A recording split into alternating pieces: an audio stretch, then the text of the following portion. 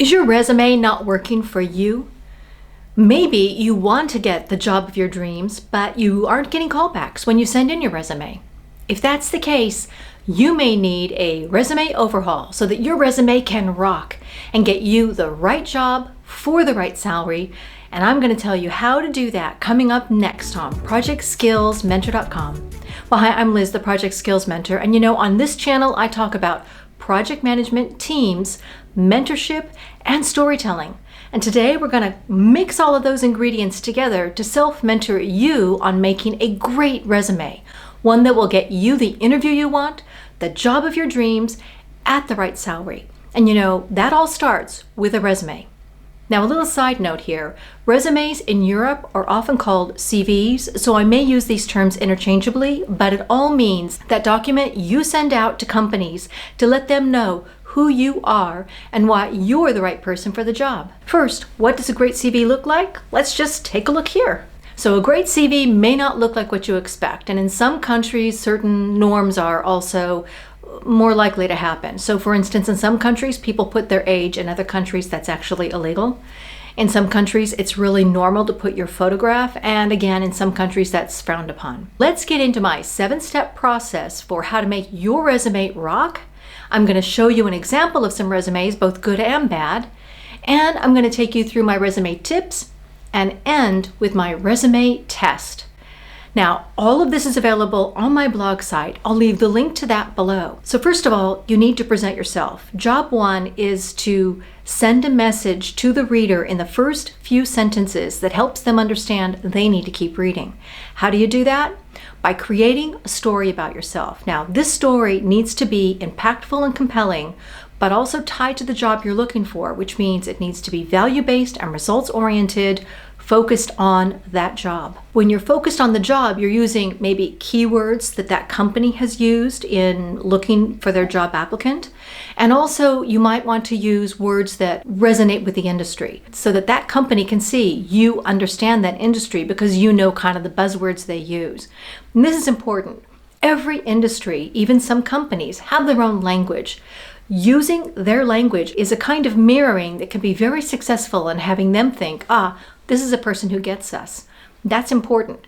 It's not just them getting you. It's more importantly you showing you get them. Telling your story is a great way to start, and you only have a few sentences to do this, so do make them count. So step 2 is focus on the job you're applying for by focusing on the right job experience. Everyone has some kind of job experience generally.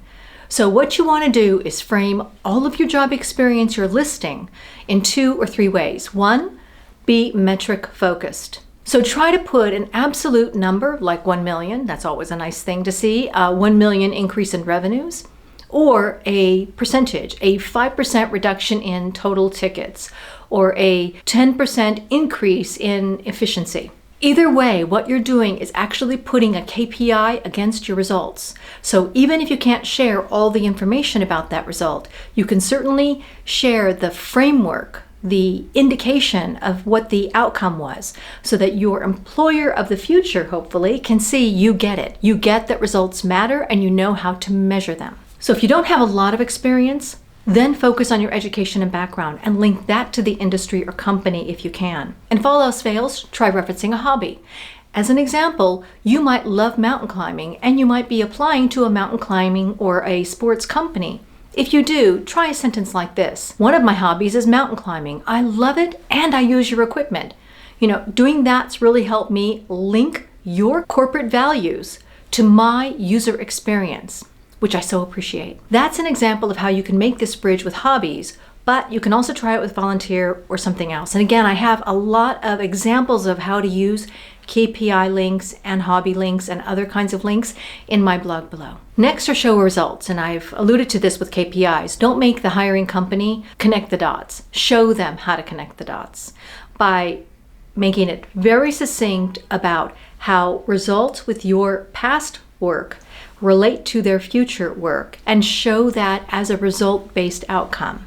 My team of 10 created a new way of working that resulted in a 5% reduction in total cost of processing. That will help you be really clear about what your value was.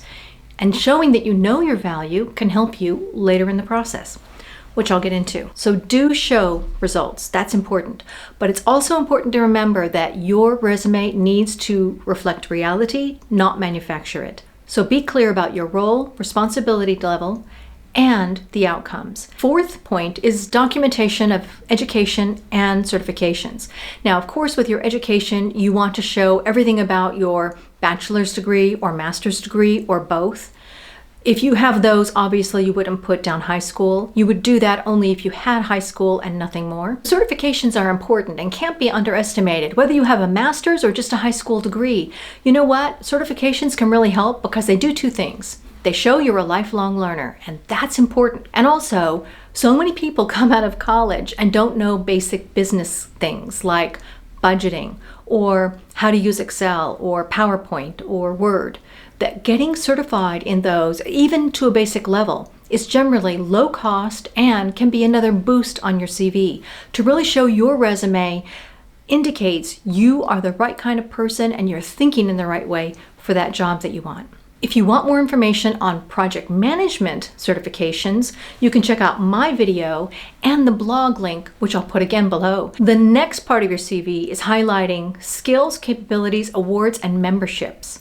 Why? Because again, it shows a well-roundedness. It also shows someone who is focused on success, goal-oriented. Sometimes companies are just looking for you to do that job, but they can outsource a lot of that these days. If they're hiring an employee, they want to see a long-term trajectory. Is this someone who I can see at the company for a long period of time? Especially in Europe or companies where contracts are involved, they want to know they're picking the right candidate, not for the job, but for the company. And information on your skills, capabilities, awards, and memberships can help you do that. Skills are basically attributed to things that are learnable and testable. And that can be knowing JavaScript, understanding Microsoft PowerPoint and other Microsoft tools, understanding the mechanics of a budget. Capabilities often are softer. They're the ability to facilitate a management workshop, the ability to lead a team. Companies don't know you, so the more you can show past experience, the closer they'll be to calling you in for that interview. Next, awards. Obviously, if you've won an award of some kind, then say so. Be proud of it and tell them why you won the award. And the last thing you want to highlight is memberships. That can be an easy one because becoming a member of something can be low cost or no cost. And the idea here is again to show your sense of a career path, and belonging to a professional organization or society can help them see that commitment. The sixth point is share your social side. Virtually everyone is on social media these days, and companies expect that to be the case. And especially if you have a LinkedIn account, share it. A couple of hints and tricks about LinkedIn. First of all, if you're using LinkedIn, make sure it matches your CV. They aren't exact matches, but it should line up. It should be the same person on the page. Another thing you can do if you're using LinkedIn is use the premium, and you can order monthly and use it for the months that you're looking for a job. And let me show you what that can do for you. You can actually see the competitive advantage you have looking for that job. The LinkedIn system is looking at your LinkedIn profile and assessing, do you have the keyword match? If you don't, but you have actually those skills, go back in and fix your LinkedIn profile and update your CV so that those things come up as well. Make sure the rest of your social stuff, if it can be found, is cleansed. You want to make sure that they see a full picture of you. And that picture is okay. I mean, you want to be you and you want to be real, but you want to also be professional. And point 7 is match the presentation of your CV to your job. There's all kinds of bad CVs out there, and I've seen a lot of them. And let me show you, this is bad CV. It's hard to read, it's using a lot of words, and the points aren't clear. You don't want to do that. You want to make your CV look more like this. So when I say this is a good CV, I mean for the industry this CV is talking to. If you're talking to a different industry or specific company, you may need to massage your CV to make it speak to that industry, to make it make sense for that job. And that may mean you have several CVs, and that's okay. Again, you're not changing the truth, you're just framing the truth so people can understand you in their context, which is the goal of a CV, of course. So that's the 7 points I wanted to make. But you know, I've got a couple of really important other things I want to share. One is you need to set your resume up to think beyond getting that first job interview. What do I mean by that? So many people just are trying to get in for that first job interview, but they're not thinking about the final job interview, and they're not thinking about the job offer. What you put on your resume can help you in negotiation of that job offer.